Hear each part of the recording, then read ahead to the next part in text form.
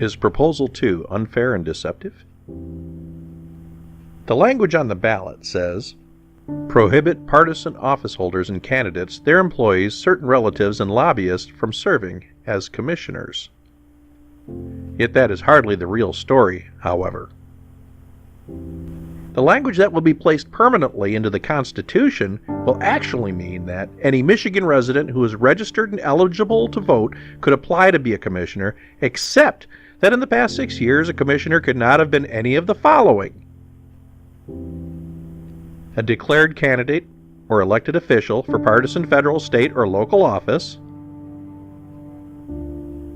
a member or officer of a governing body of a national, state, or local political party, or a paid consultant or employee of an elected official, political candidate's campaign or political action committee, an employee of the state legislature, a registered lobbyist, or his or her employee.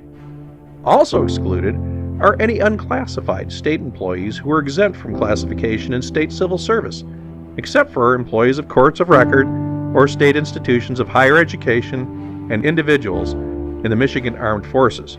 Additionally, a commissioner cannot be a parent, a step-parent, a child, a stepchild, or a spouse of any individual prohibited from serving as commission member as specified as above. The ballot summary hardly seems to cover all of that, does it?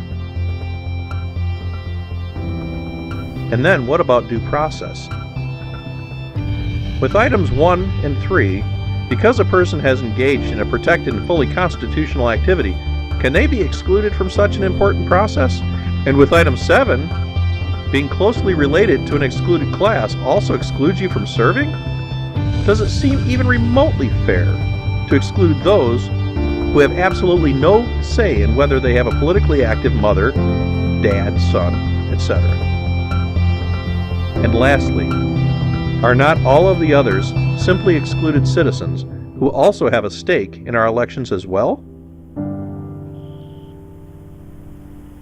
If Proposal 2 is passed, it treats Michigan citizens differently, and it excludes so many through no choice of their own.